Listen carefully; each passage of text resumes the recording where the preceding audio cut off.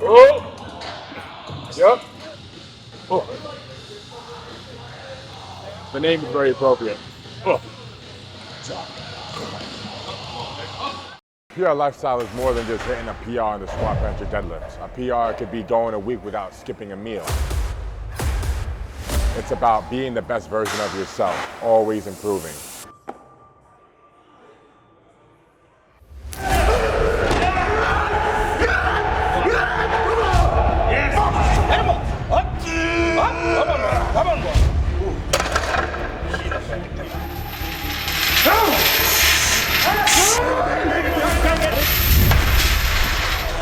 Come on, somebody out there sitting working harder than you. No! Oh! No! No! Somebody working harder than you. Hurry up, baby! Let's go! Oh, somebody gonna outwork you.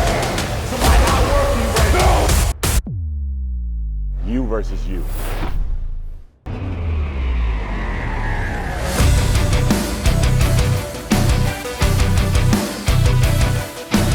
Welcome back to the channel, guys. Here we are at Zoo Culture in Encino with Joe Mackey. All right. See you again. Yes, sir. So, Joe's on the quest to the 4-digit 1,000-pound deadlift as an IFBB pro. Couldn't have more respect for you, Joe. And thank you for coming all the way out from Dallas, Texas. Yeah. Just for this deadlift session. Absolutely. Okay. Yeah. So, Joe means business. I'm gonna have the deadlift as usual. So I'm gonna be doing several sets between 600 and like 650, 660-ish for 8 reps is my plan. Yeah. But Joe, you have a few singles at over 800 pounds. Yeah. I'm smiling, guys, because obviously, as you know, we had this conversation last time with chess. And once again, Larry, what's the max number you just said? About 660 pounds. 660. So add 140 to that, and we're probably going to both be doing 800 today. I put money on it. So, you know, when we get together, we have a lot of fun, obviously, and we bring out the best. So, right. My top set, I believe, is supposed to be 800 or 815, but Yeah. I think we'll obviously stick coach's orders, of course. Right. But I could definitely see us both lifting pretty heavy today. So, No doubt, no doubt. And how's your weight changed since you did the 910 pull? yeah. So actually, somewhat. I usually fluctuate between 275, honestly 275 and 285. I think we talked about this last time, but ideally the heavier I am, it's not necessarily the stronger I am. So Especially in the deadlift. yeah, You leverages change, you lose more Absolutely. blood in your hips, right? yeah. And I messed up at one point when I did the 910 before back in Dallas. I was kind of listening to some other people and listening to some things that actually was start heating. And I was like right around 292, 293 when I first pulled 910 and I felt it. But I felt it was very uncomfortable as well too when I pulled it the first time in Dallas. So I went back to my comfortable weight, which was ideally between 275 and 280, 285 at the most.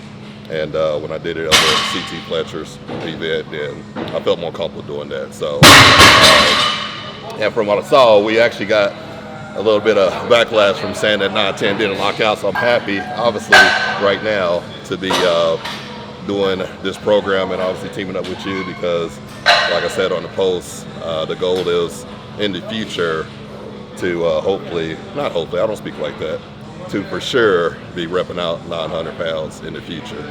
And there won't be any question about if there's lockouts or not. So, Most definitely going to happen.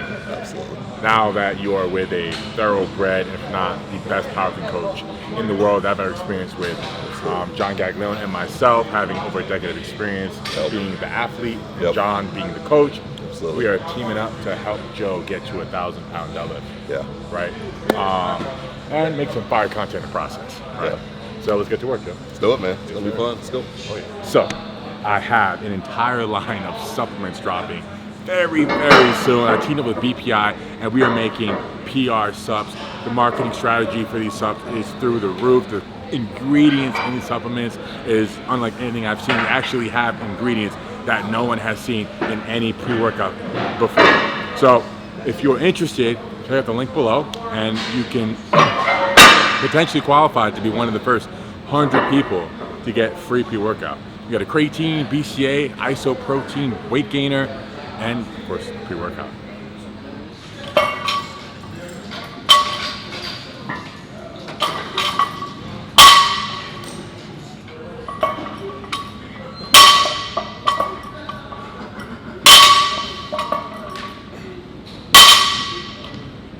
So if Joe is anxious to rip the weight off the floor, he'll jump 90 pounds each side. So 180 pounds each set, you'll jump up. Yeah. I thought that was normal. Well, yeah, if you're freaking anxious. No. Yeah, but yes, if I have a top set that I've been on for some time, yeah, I'll go up 90 pounds each side. Wow. Just to ever get there. So, but yeah, it feels good. If some of the posts I've done, you can kind of see the jumps I've made. And I've heard some comments like, you went from 135 to 405, and I'm like, yeah, like, what's wrong with that? So, but not today. We're doing one place. We got time today, so I'm not too anxious. Yeah, so to add in on what he just said, I've been guilty of doing the same thing on several different sessions. For example, when I pulled 900, I jumped 2 plates each side. I couldn't wait. I knew I had it in me that day. I saw that. Yeah. Yeah, that's probably, Larry, we're talking about this, but as you guys may know, I get some of my methods from Larry. And I say this all the time, but I've been watching Larry for a very long time. So, and the way I see it is, obviously seeing this Larry, industry leader, then the way I look at it as well, Larry did it, so I can do it. So, good example. Oh yeah, bro. All right, airing to the side of caution and just going up 1 plate each side. Make sure the CNS is thoroughly warmed up. I like how lightweight the clips are, but the triple tightening mechanism. Yep. Gotta go. Really? Yeah. Okay. Yeah, that's gonna be tedious every single time. I love how we lightweight we thought of it in regards to strength. I mean, because obviously I have one. So, and it doesn't take a ton of time, but it doesn't. But then when all the other clips are like you snapping in place, sure, or you got those with just one, right? Like the competitors are easier. That's true too, right? Because we thought about creating like this being like a one concept, and then creating one like that as well too. So we thought about maybe having something like this just in regards to, obviously if we're putting some serious weight on there, because the three tighteners are for just more strength. Right. Yeah, of course. So, and that's the whole thing behind it as well too. We're trying to really create the first dynamic, strongest clamp that will hold the weight, of course. And we've tested these as well too. We've had 700 pounds on a side, and I stilled on it as well too, and the clamp didn't move. Yeah. Yeah, I'll just brainstorming how we can make that more efficient.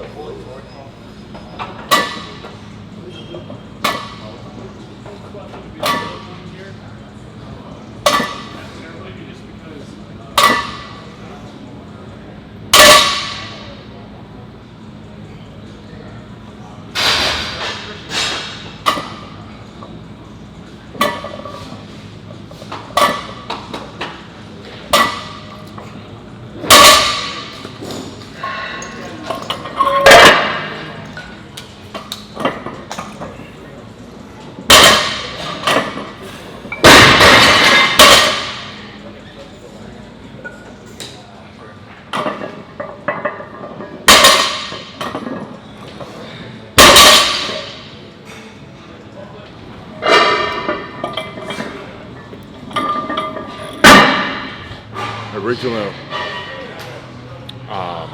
the way it's meant to be used is people in the military, if they're unconscious, give ammonia, wake them up. I got you. Okay. So, So that's what it is. Obviously, what comes if with you're already awake, Okay, for sure. you can imagine what it does to you. Yeah. I mean, the first time I used it, it worked. And I always would look at people before using it. I was like, hey, what the hell are they doing? But sure enough, using it for the first time, which was a couple months ago, that whatever it was, 765 was a lot easier with using it. So I would highly recommend it. So. I don't know if it exactly triggers adrenaline, but it feels like it does. Yeah, for sure. I have to describe it. It feels like it triggers your adrenaline. Yeah. Get a quick set in right here.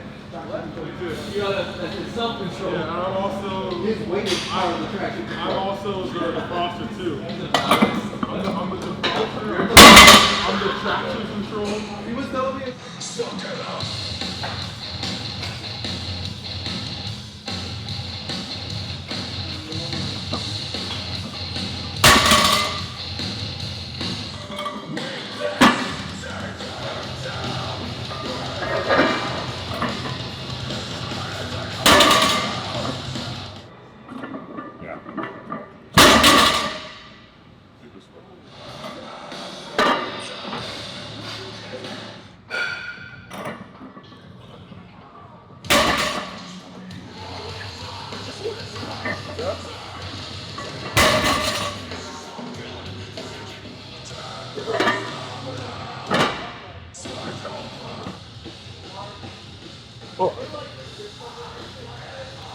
The name is very appropriate. Oh.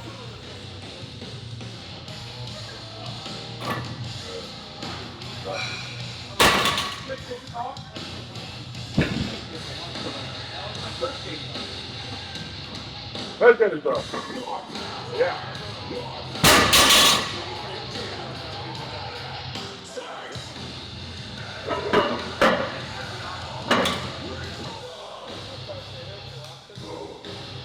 Oh!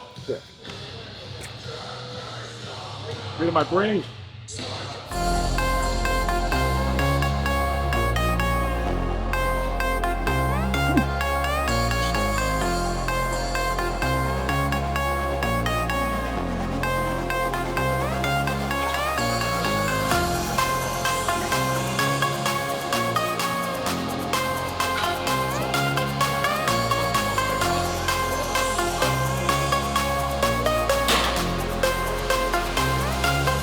If you're interested in the same program I used to break 3 all-time world records, tap link down below or visit larrywheels.com/programs.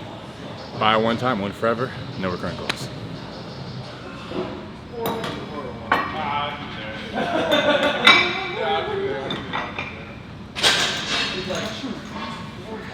If you're doing core work, by core work I mean direct ab work, leg raise, ab wheel, crunches, etc. The last 7-8 weeks or so, when I came back to America, and I wanted to test. I didn't really want to that bad, but Joe peer pressured me doing a heavy single. So I said, you know what, let me see where my belt stuff is at right now. So doing 765 non-peaked on PRT, yes, I gotta keep bringing it up. I'm actually super happy with that. My best belt list, I believe, is somewhere around 840, 850. Obviously on an anabolic cocktail. I hadn't peaked, so I'm really happy that it put out of my ass. I did 500-pound rows yesterday too, by the way. So I'm feeling really good.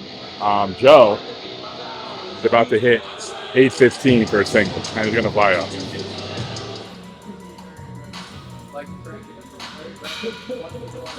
Yep. Oh. Yep. No problem. Yeah.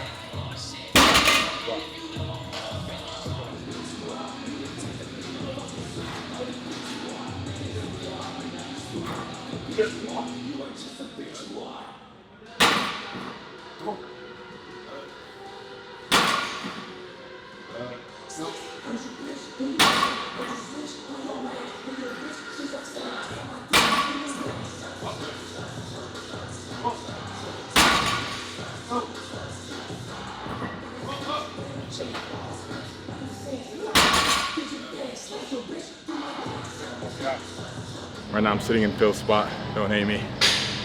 So Joe's about to do his next few singles. 815, got a little wobbly, but still was smooth. We're dialing it back down so that he can complete all 6 sets. So that's what's on the main today for him. 6 sets of 1. As far as me, that single was a 1 rep max for sure. So I'm totally drained after that top set. Try doing a set of 8 with 635 beltless. Yeah, definitely can feel that my lower back's working too hard, so I'll call it there. Saw the limits of my core today. Future workouts I'll use my belt, but still I'll be incorporating things like leg raise, ab wheel, crunches, so that I'm building up my core while still being able to use the belt. Because if you neglect the core as I have, when you remove the belt, you can't even deadlift or squat 2 plates feeling comfortable. And that's how bad it got. And psychology depends so much on the belt that as soon as I put 3 plates on, the belt comes on too. Or it just didn't feel right. Of which you can find on purelifestyle.com. Give us something to see. Okay, what are you thinking? Reps. Reps. Singles, bro. Singles? Okay. Yeah, we got to stick with the program. Okay. They saw 815 already. Okay. Yeah. All right. It's good to have me here, though, right? I did, exactly. Because it's not, it's like... Look, if it was your bro speaking, I would say yes. Okay. But as your coach, For sure. as the fill-in for John, Yeah, absolutely. stick with the program. And it's heavy a damn enough. Goddamn.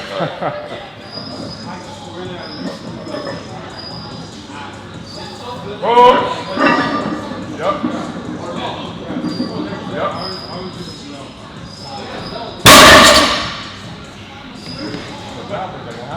Pause. 765. What was that? A doubt. I was like, Wait, where are you going? And then you went right back up. I never done that before. Yeah.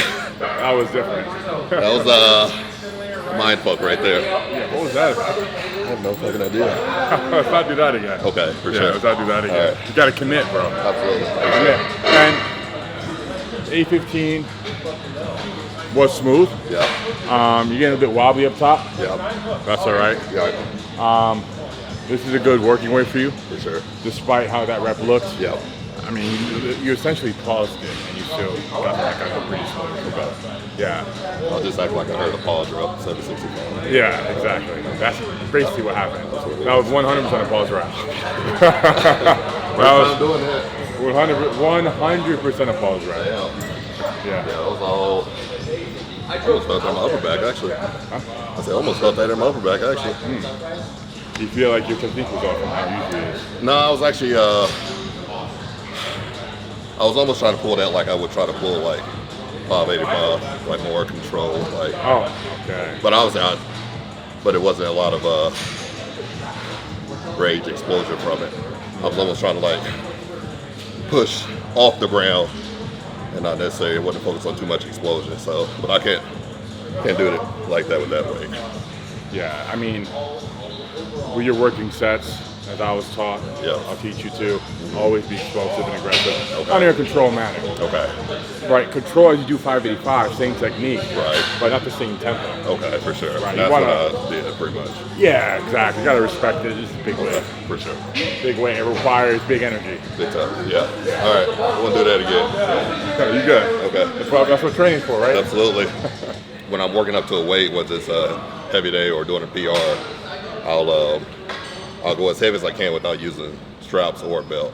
Because obviously I'm thinking about, when we do a powerlifting meet in the future, obviously can't use straps. So, Right. Exactly. but I've been able to pull comfortably, I've been able to pull 675.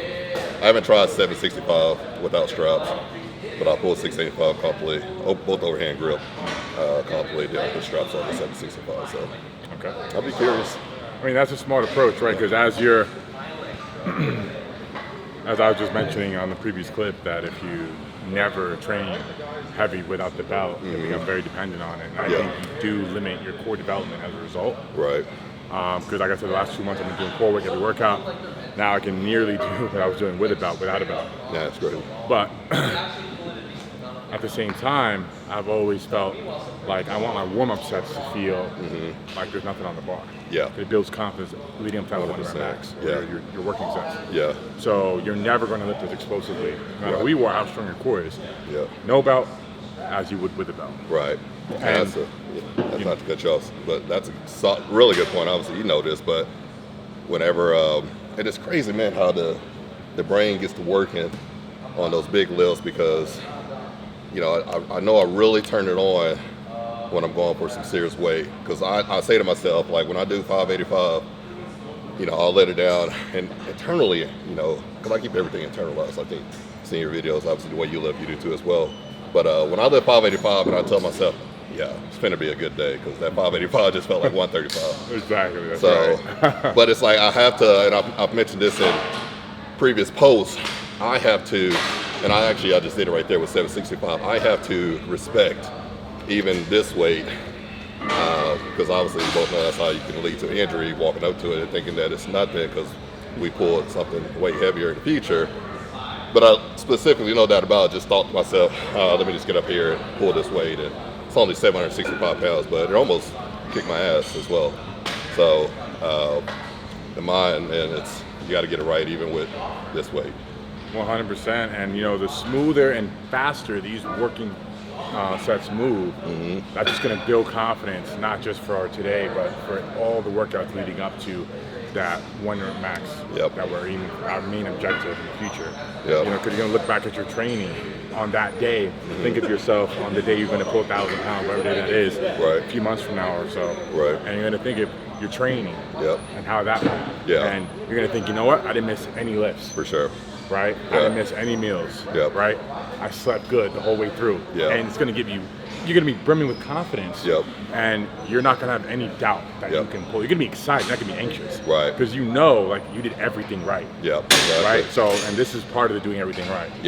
Right? So I know I've asked you this question before, and I got to ask you again because I don't recall what you said, but is it possible for you to turn on, because my switch, I'm not going to lie, my switch is anger when I do that 900, 910, and that's what I use for that weight. Can you turn on that switch for 685, 765 like you do with 920? Oh, without a doubt. Okay. So as I said before, part of the confidence that it takes to get to exceed your PR, to exceed what you've done in the past, to beat your 1 rep max, is especially the day of, making those warm-ups feel like nothing. Right. That just gives you that confidence that you just know, like, okay, like you just said, 585, good at 135. For sure. Right. And you know, you're so in tune with your body, right? Because we've been doing this for so long that we know how 585 or how our warm-ups felt in the past. So if those warm-ups on the day of the PR day feel lighter than ever felt before, you know you're ready for a PR. You know before you even attempt the top set that the warm-ups are moving quicker than they ever have moved. Right. But in order to do that, you got to lift each warm-up as explosively and under control as you can.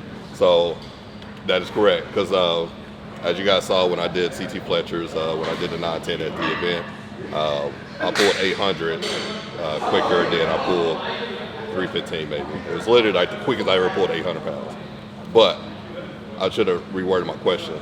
On a practice day, can you turn that switch on 675 and 765 like you can for 900 pounds? 100%, and it's essential. Okay. You have to do it, and it's part of, like, it's like an art. Like, you're just learning how to bring that out when you need to, and you need to now. You know, because after 1 set, 2 sets, like, most of us just want to go home. I don't want to do 6 heavy singles back to back. That's a fucking ball ache. Right. So to get done with the work, I got to channel that same aggression and that same determination as I would if I was going for a PR. Because to me, if you're hitting more volume with this weight or in this ballpark than you ever had before, that's a PR too. For sure. A volume PR.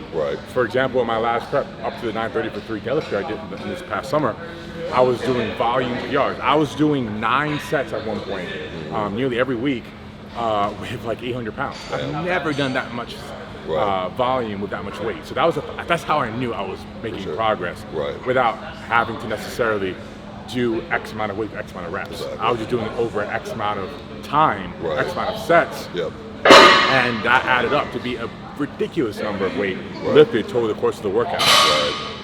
So, and this in itself is probably like today is probably the most you've ever done over 700 pounds for. You know, in one workout. That's a fucking PR. And that I believe is enough reason to channel that anger that you would for a PR in a more conventional way, like just a 1 rep max.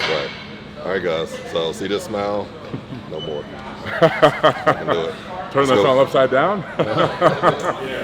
Big break.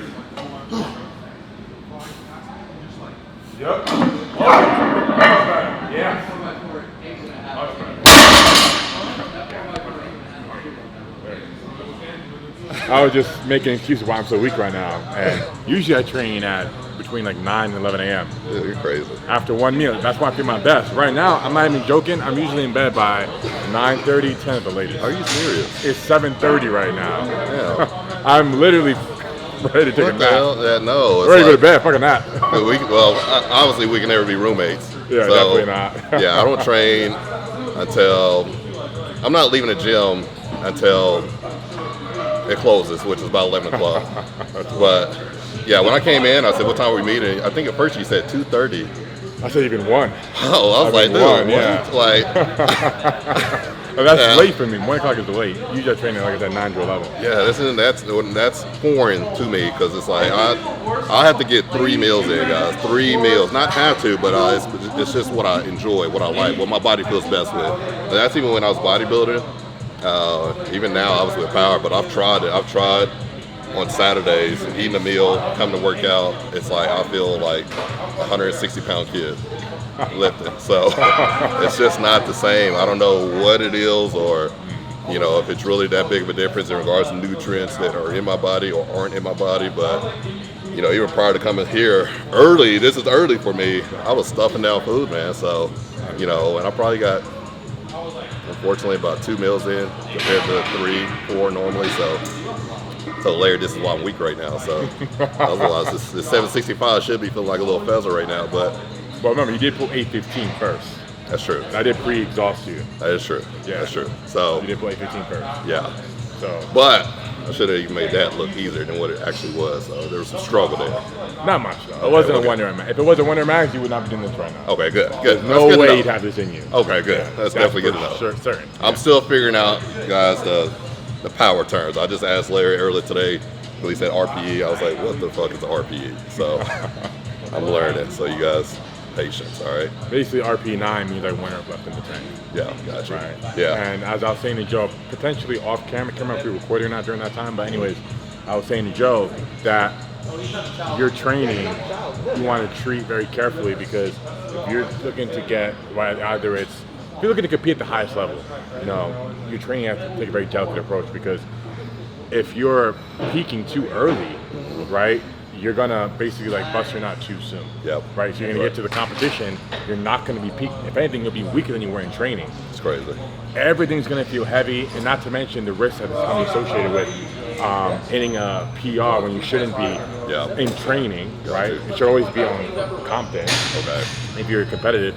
You can get hurt, right? And I can set you back several weeks, even if you don't get hurt, right? Because there's always that gambling. Well, what if I don't get hurt, right? It's unlikely for most people that you're going to get hurt every time you step to 1 max. Right. What's more likely to happen, and what actually does happen every single time, you hit your 1 max, which you're not supposed to in training too soon, or you train too hard, you lift too heavy because you just weren't supposed to do that on that particular day, and you're fighting for the next several weeks to recover from that session. That's great, even if your body doesn't feel it. But right, and your body will feel it. Maybe you can't recognize it because you've probably been doing it over and over again. Yeah, I'm learning. I'm asking for somebody else. Yeah. So you'll hit your 1 max, you weren't supposed to, right? You're going off program, and you're not hurt, which is great, but you're no longer peaked, and you've ruined your peak for the whole training prep. So you're not going to be reaching that potential you could have reached if you didn't go off program and go to heavy too soon. Right. So you're always leaving some in the tank, which is hard if you love lifting, if you're passionate about lifting, because you always want to push yourself to the absolute limit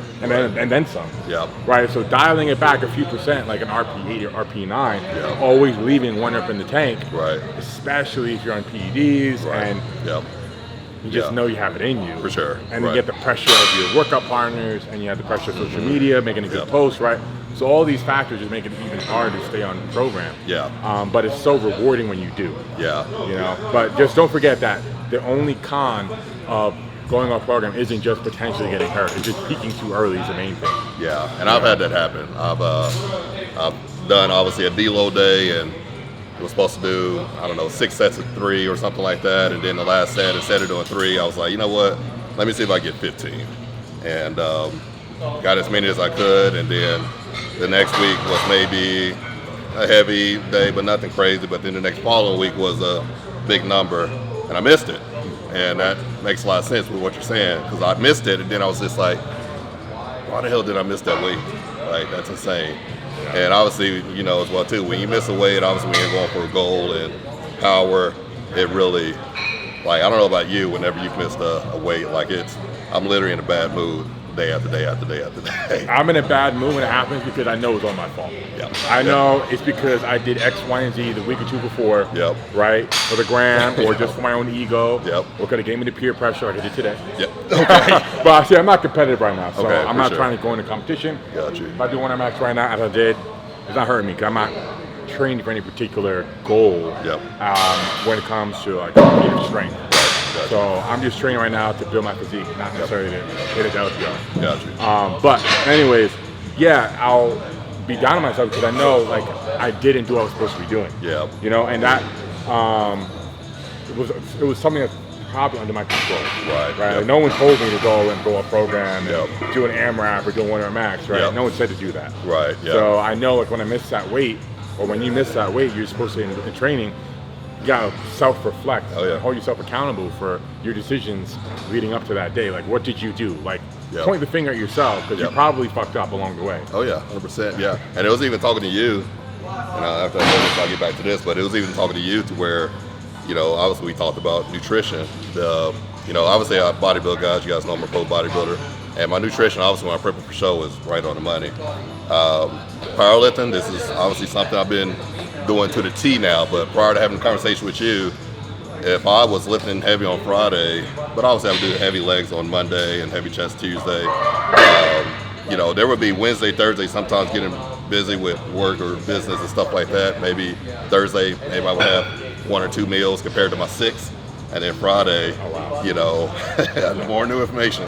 Friday I would load up, you know, and have double the amount of meals. But obviously then at that point I messed up even more because I would come to the gym bloated, my stomach, you know, feeling gassy and stuff. And I remember getting down there and burping and stuff like that. So Yeah, it's a recipe for disaster yeah, right there. yeah, Or yeah. shitting your pants. yeah, I was gassy and stuff like that. Thankfully, I never had that happen. But yeah, we always laughed at that because we got a black wall at destination. So obviously we talked about that at that time. Anyway. A black woman. Yeah. Nice. But yeah, the importance of nutrition as well too, even on the power level, is crazy. So, you know, flying in today, loading up on food. I was rushing this morning because once again, I'm not a morning person. So didn't eat breakfast this morning, and I didn't eat until I got on the plane, which was 11 o'clock a.m. Yeah, okay. Well, you only had 2 meals today. Like you said. 2 meals. That's all right. But look, the weight's getting cold, bro. The weight's getting cold. Let's do it. 4th set? Yeah. As you guys may or may not know, I'm on TRT at 175 mg of testosterone cypionate per week. And if you're interested in learning more about TRT or feel like you may need it yourself, check out the link below and visit Transcend. They specialize in male hormone therapy, and we'll take care of you. Yep.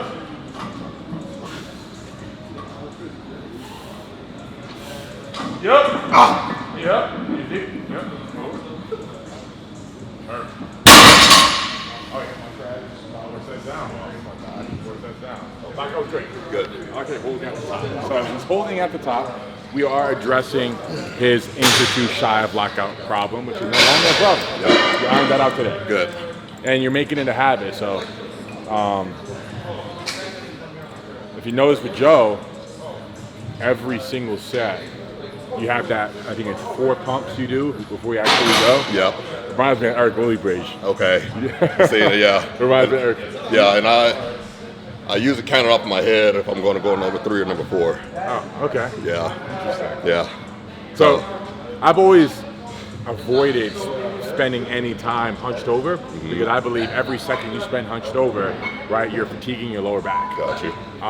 So I want my lower back to be as fresh as possible. Hence, you'll see me when I'm doing mixed grip, breathe at the top, and then pull straight away. Or if I have straps on, get on one knee so there's no load on my lower back. Okay. I'm not saying to change that. I'm just Right. saying like the different ways there are to approach it because I've seen Eric Willybridge who's pulled 940 doing the exact same way you've done. Yeah. Right? So, Yeah. and I've seen countless other lifters do the same thing. Yep. What's important is that you have the same setup every single time. Right. Yep. Yeah. And I've tried, seen your videos, obviously. Seen you, I've seen the way your setup is, and get it hyped up and going right to it and pull it. Failed. It took a lot of practice. Yeah. And honestly, it's a risky move because if you are off just a little bit, you could be fucking yourself out of the center position or Yeah. gripping a bit too wide or too narrow on one arm Right. because you're trying to go down as quickly as you can to get that elasticity out of your muscles. So it's like a spring, Right. right? I always hated, and I still do, pulling in straps because I can't do that. I got you, for sure. So Makes it's a sense. trade-off. Like, okay, I have to worry about my grip or gripping on my hands, which Right. always happens mixed grip. Yep. But I don't have that explosive kinetic energy I do when I breathe at the top. Right. Especially creating that intra-abdominal pressure into the belt Yeah. from here, and then dropping down quickly and violently, Right. that just makes them pop off the floor so much better for me. Yeah. You know, so I lose that pulling the strap. But that's not an issue for you. Okay, for sure. Because Well, I need to notice with you, you don't, I mean, it does help when I do it, like getting something to slack out the bar, but that's not even anything you do. You just go down there and snatch it. So, and it does make a difference when I do get the slack out in regards to weight. How much smoother the weight feels when it's moving, getting the slack out. But you've never, that's never been something that you've ever needed to do. I would say from what I see. I've always been told to do it and never successfully done it. Oh, really? So I would do 2 or 3 weeks of training where I'm like, okay, Larry, I'm going to pull the slack out and never end up following through. Like, I'll give it a try. It just never feels right. Really? Okay. Because the way I would pull, especially in a competition, mixed grip, I'd reach the top, and you can't pull the slack out if you're dropping down doing that explosive move that I do. Okay. Right? You can't, like, do that, pause, because then I'm losing that spring. Gotcha. So it has to be like one motion. Okay. Think of it like a touch and go bench versus a pause bench. Right. Your touch and go is always going to be higher than your pause bench. Okay. Right. So I see it on the deadlift, at least with a mixed grip, as going down, pausing, is like I'm losing that elasticity. I'm losing that spring to pop off the ground. Okay. See, and I'm the opposite. When I'm doing heavier weight with reps, I reset every rep. Okay. And I've tried the popping off the ground, and I lose it in my hips, you know. So it's just it's crazy, man. Like I said, just different. You know. You pull 9-10 the way you pull, so you can't say it's not working. Most definitely working. Absolutely. So, but the way, look, if I were to recommend anyone to pull, teach anyone to pull, I would not teach them the way I pull. Okay. I would teach them the way you pull. The way I pull is, it's like I said, a bit of a gamble. It's not consistent. Yeah. I'm talking about pulling mixed grip. Got you. You know, just dropping down because you might be off center a bit, might not be at the same hip level every single time. So pulling the way you do, it's like you can make sure it's perfect before you pull. Got you. And consistency is going to get you results. Yeah. You know? But I think one more thing. That's even another thing. If you guys ever see when I'm getting set up for a heavy pull, you'll see I get grounded, and it's just something. I think everyone has their thing. I didn't train myself to do it. It's just something that I do. But when I'm getting down, you'll see me like a little bit at my toe, but it's just me. It's just me getting. That's just my way of getting grounded and getting solid and getting ready. So why do I do it? Because it's just something that came along, you know. So, but everybody has their own thing that they do. I've obviously watched you know, Eddie, Thor, all of these guys, and you know, I've even tried to do obviously some of the greatest pullers from what I've seen. It doesn't work for me. So obviously what Larry's saying, like you guys have to do what works for you, of course, considering of course that it's great good form. So that stuff is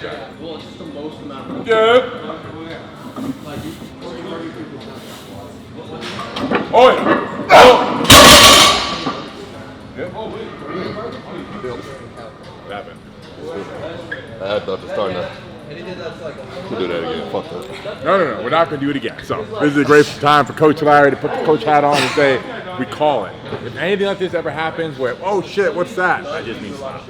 Stop the whole workout. Not stop the whole workout, but I wouldn't do anything that would potentially aggravate that any further. Okay. You know, like I said, you got to treat your training very delicate. We don't want anything that could set you back. Because a small, that thing right there could take back 2 weeks. Okay, for sure. You know? Okay, yeah. I felt that anytime when you see that shake a little bit, it's the adductor. The shake? Yeah, when you see that shaking, if you ever see that, the shaking I do leg, see it, yeah. Yeah, that's what it's the adductor. So do you have a pre-existing injury? Yeah. You do? Yeah. But it's just, it's okay. It's not an injury because it's when I did squats and I was real close to tearing it, but it didn't tear. But it took me a while to recover it. But now I just get work done on it, obviously, weekly. Okay. And I don't feel it. I don't feel it every lift or anything like that. It's just like it's just come and go. So I felt it. I think on the third. Matter of fact, I might have felt it on the 815. That's when there's a little bit of shake. But see, this is things we need to know before we start the prep. Okay, for sure. Okay, see, I'm saying this because what you have now, so you entered a training prep for a Deadlift PR, but you have an injury that hasn't 100% healed, what it sounds like. If it was 100% healed, right, it wouldn't still be bothering you. Okay, for sure. You know, makes sense.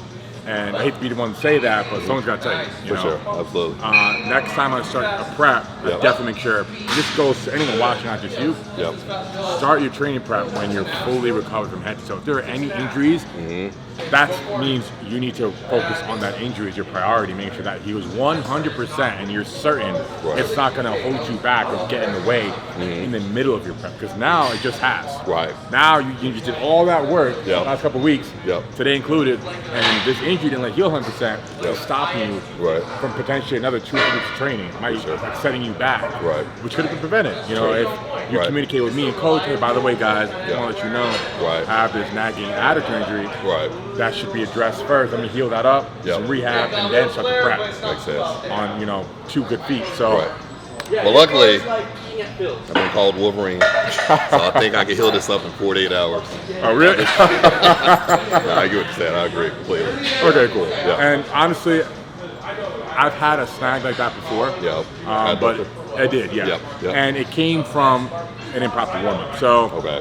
I didn't see you do much warm-up with your hips, or your adductors, your hamstring. I didn't really see any of that Yeah. today. Right. And that could contribute to this happening in the first place. Definitely, Yeah. if it's not 100% healed, it wouldn't have made a difference today. For sure. But it can prevent it from ever happening in the first place. Right. Right? Because I've had that happen on several different occasions. Yep. Just being too excited to go and lift, I wouldn't do any warm-up at all. Yep. And then, my adductor. Yeah. You know? Right. It's just like my groin area. in Yeah, general. yeah. It's right there. Yeah. Groin area, Yep, right? Yep. Yeah. Yep. So I've had it before. I know exactly what you're feeling. Right. But it'll take a bit more than 48 hours. Looking at like 2 weeks. Okay, for sure. 2 weeks of no squats, no deadlifts. Okay. Right? And John may tell you otherwise. I'll Yep. talk to John about it. Okay. But being that I had that exact same problem, I know it just didn't Did you do your, was it from squats or deadlift? I had it from both. So Okay, yep. especially when I was on heavy PDs. Yeah. Right. I Yep. was gaining weight like no tomorrow. Yeah. Usually in the beginning, like about the first month or two of training, Yep. because I usually just have ballooned up Right. from being off cycle. Yep. I wouldn't be doing like warm ups, and by warm ups I mean just like some dynamic stretching. Yep. Which Right. can literally just be 5 minutes. Yeah, for sure. You know, just something to get blood in that area Right. and lose something just a little bit. Yeah. Not too loose, just Right. a little bit. Right. 5, 10 minutes tops. Okay, for sure. You know, and that can prevent that ever happening. I haven't had that happen since I started doing my loose dynamic stretching. See, and that's another thing. And I'll say this to you on the camera, guys. I am horrible when it comes to doing a lighter weights and saying it's only. I said it on the way up here. I'm only doing 815 pounds today, and what that means in my head is I don't need to warm up that much. I don't need to. I could jump up in, weights of 130 pounds per set. Whatever it is, because it's like, and that's something I'm telling you guys. Obviously you guys, see my strength, but it's like, hearing it from you as well too. Like, still can't take these things. Like, can't get too excited, and that's something. Like I said, I've said it in posts before. That's something that I need to train my mind. And even though I've done a heavier weight, it's something that I really need to focus on in regards to where, even though it's not 900 plus pounds, it's still a heavy weight. You still have to respect the weight, because 800 pounds, 700 pounds, 600 pounds, 300 pounds can still, cause an injury if you're not doing the proper things correctly. So yeah, definitely need to incorporate the dynamic stretching in there, and obviously we'll talk about that as well too, as far as the things I need to do when it comes to prior to deadlifts and squats. So Yeah, no doubt. And John and I will go over it. We'll send you some footage okay, of things to do. I'll show you just a couple small ones to do. Yep. Every single workout. Okay. Even if you're doing just to make it a habit. okay, And moving forward, Yep. we're going to take the 2 weeks off, Okay. minimum, yep, from squats and deadlifts Okay. until that's 100% healed. But even still, I just say 2 weeks, because during this 2 weeks, I want you to seek out a good PT. Okay. Make sure he diagnoses you. yep, And make sure it's exactly what I think it is, and Yeah. then give you like a rehab protocol, which Okay. won't be more than a couple weeks, I'm assuming. Yeah. What I think it is, which I'm fairly sure of what it is, Yep. it won't be more than a couple of weeks of just rehabbing it. I had when I first did it, I had an MRI done, and it was no tear or anything like that whatsoever. I had my therapist work on me. The band, whatever it is, obviously she could tell you better than I can, but it went deep in there, and it had to get pulled back out. The band.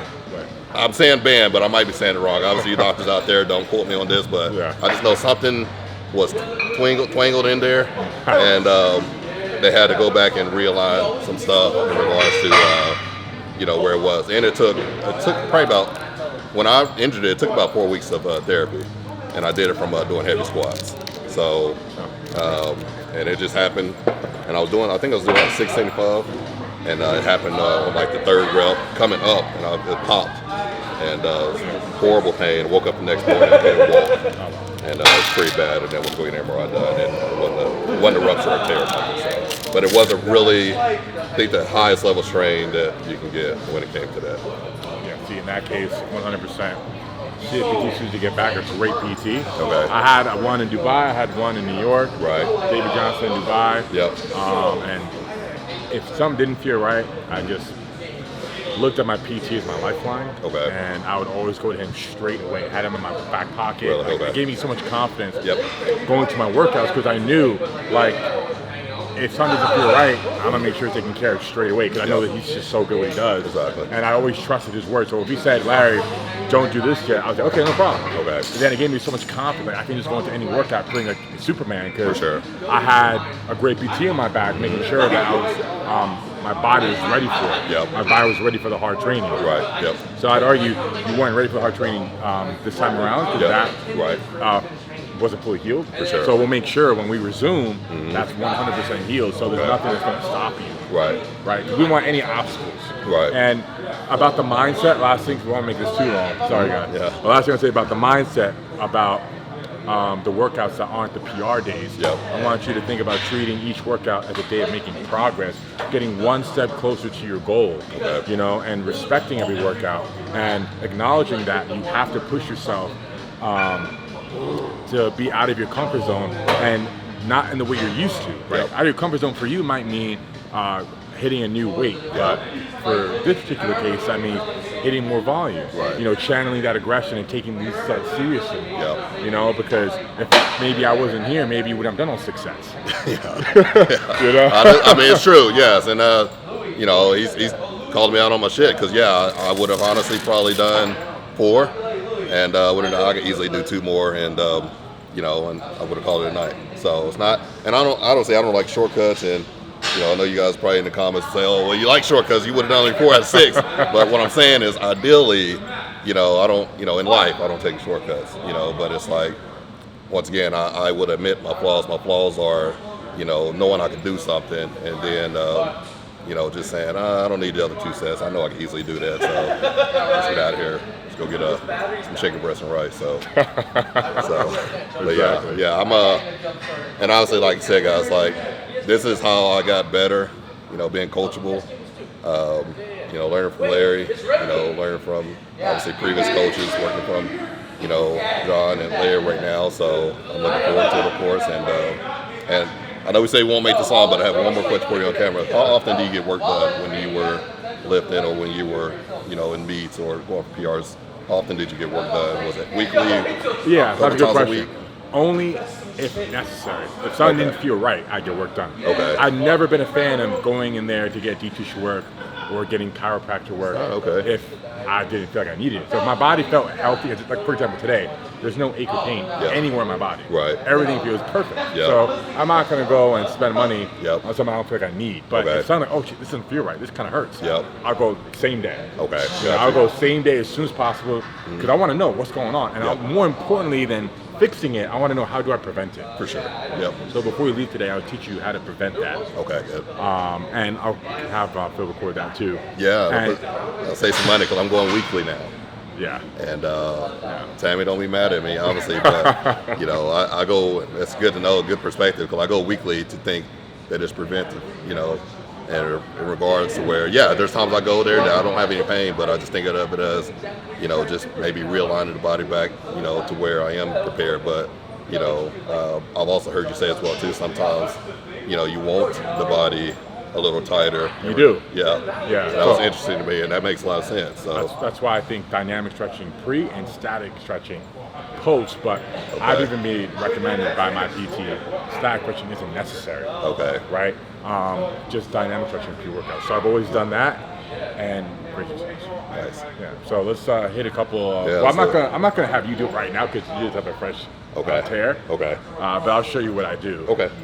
Basically, it's the figure 4 stretch. Okay. You're just rocking back and forth. So Cool. it looks like this. I said the figure 4. It's not the figure 4. You just here where you're comfortable, right? You're gonna have your feet out, so about like here. Okay, you're gonna squeeze your glute as you come up. You're gonna feel it out to stretch, and then you're gonna slowly rock back. And then as you rock back, you're gonna try and open up your knees. And then when you get to your end range, which for me is about right there, I'm gonna squeeze my glute and open up my knees a bit. And then you're gonna repeat that about 10 times. Okay, and then you're gonna move over here, leg out. You're gonna feel a even deeper stretch. Same concept. Get to the end range here, squeeze the glute. End range here, squeeze the glute, and you're just rocking back and forth. You're actively contracting and relaxing as you go through your end range. You're doing that on both sides. Right. And that basically warms up your adductors. Yeah. It gets it ready. Gets your groin ready as well, right? So you're putting in your groin. Right. Right. But if you don't do that, if I haven't done that, and I get into a heavy session, my groin's feeling it the next day. That's crazy. I've never done those, so Yeah. that's what I'm talking about, man. You're saying it's little things like these, man, that make a huge difference. It does, yeah. And it might seem insignificant, Yeah. but you don't need 15, 20 minutes. Just, like I said, 10, just reps, like 10 reps, one Right. set is enough. Yeah, for sure. And Yeah. you'll feel a noticeable difference when you get up. Yep. Think, oh, this feels like way better. Yeah, because what I've done before is, honestly, you guys will laugh, what I've done before is a couple of these guys, a couple of these, walk on my toes, and that's it. Yeah. So, yeah, that's on big PR days as well, too. Wow. So you've been lucky, more or less. Yeah. Been pretty lucky. Absolutely. Well, So these small additions will make a very big difference. yeah, big time. Right. And again, like prevention is better than cure. As long as you take the time to do these dynamic stretches pre-workout, you won't have to see Tammy. Sorry, Tammy. But you won't need to see Tammy. Post-workout as well, too, or? Don't need post-workout. No, okay, Yeah. got you. Okay. Okay, you're there. They don't kill me, but most recommended. I Yep. never needed it. Okay. Good to know. Okay. All right. Well, Tammy, I'll see you in 2 months. Sorry, Dan. Yeah, so we have plenty of long clips in this video. We're gonna make this short and sweet on the outro. Just wanted to say, Joe, thanks for coming out here. Yes, was. I enjoyed it. It's learned a lot. I feel like we've been here for 6 hours, but probably only been here for about an hour and a half because it's just been having fun. So, it's been great, man. Really enjoyed it. You end up about 4 successful reps, over 765 pounds in the deadlift today. Yep. Before that little snag, Yep. of which we already spoke about how to fix that, how to prevent it. I'm not gonna get back into that. And I'm just happy to impart my wisdom and what I've learned over the past decade of powerlifting Yep. onto you Absolutely. and those watching, because I've had a hell of a journey. Yep. And now I'm having fun, just explaining Yeah. shit that works for me and what doesn't. Yep. And what I've seen work for others. It's been a very enlightening journey and humbling journey. Absolutely. Yeah. And it's funny, too, because it's like, I didn't mention this earlier, but my words after that last lift with 765 were, fuck this, I'm going to do it again. Larry said, nope, no. This is a coach's moment. But if you ask anyone that works out with me back at home, I've had stories. I have a story, and I'll share this real quick, from doing hack squats heavy and going down on like the second rep and my knee bucking and having a screeching pain. Oh, geez. And should have stopped it, should have racked it, but God. it actually, and people notice as well too, it actually just pissed me off. No. And I actually ended up getting 8 more reps. You kidding? So What the fuck? that's exactly what I was going to do there. And Wow.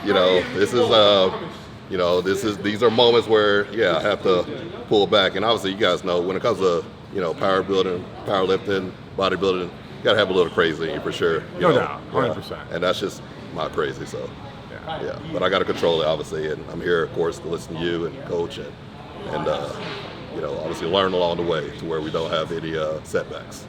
Without a doubt. So we're going to address that. Yep. This is nothing to be worried about. I know exactly. I'm more of that.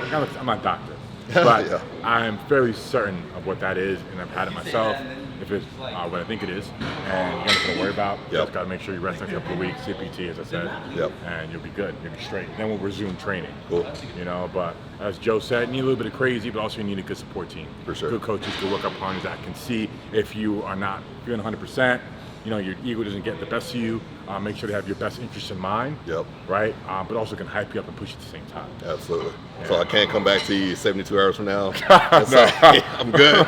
Yeah, Joe, you stay home. Exactly. Right. So Yeah. on that note, if you don't already, please follow him. Strongest IFBB pro ever, going for a 1,000-pound deadlift. And this is just one of the many steps along the way. We are lucky to have you embark on this journey with us. Absolutely. Right? I can't wait till you get there. Yep. And on that note, see you guys in the next one. Awesome.